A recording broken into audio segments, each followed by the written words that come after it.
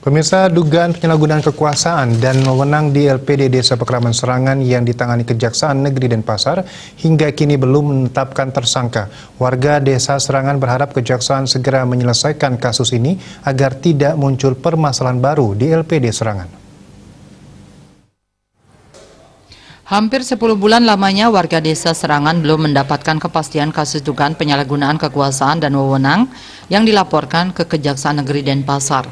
Warga berharap Kejaksaan segera menyelesaikan kasus yang menimbulkan total kerugian hingga 6 miliar rupiah yang terdiri dari deposito ratusan warga dan tabungan. Temuan kerugian tersebut berdasarkan hasil audit yang dilakukan oleh pihak ketiga. Hasil audit tersebut dan juga adanya dugaan pemalsuan biliet dinilai sudah cukup menjadi alat bukti Kejaksaan dalam menetapkan calon tersangka.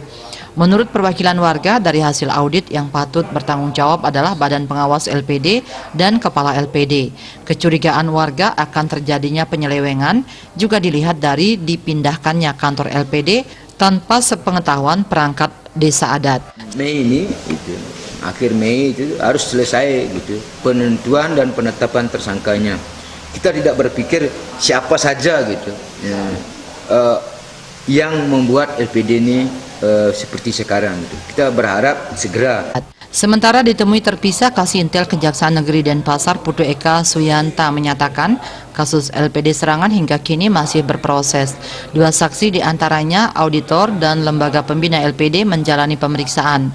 Diakui belasan saksi sudah diperiksa dan sudah ada nama calon tersangka. Total saksi yang sudah kami lakukan pemeriksaan sampai dengan saat ini itu ada belasan. Lalu tersangka kita sudah mengantongi, tapi nanti kita sampaikan kalau sudah memang kita keluarkan penetapan tersangkanya. Warga menyatakan apabila sampai bulan Mei 2022 Kejaksaan belum menetapkan tersangka, maka 4 dari 6 banjar adat Desa Serangan yang mengawal kasus ini akan mengadu ke Kejaksaan Agung, Komisi Yudisial, Ombudsman RI, dan lembaga lain untuk mengawasi kinerja Kejaksaan Negeri Denpasar. Raiswantara, Bali TV.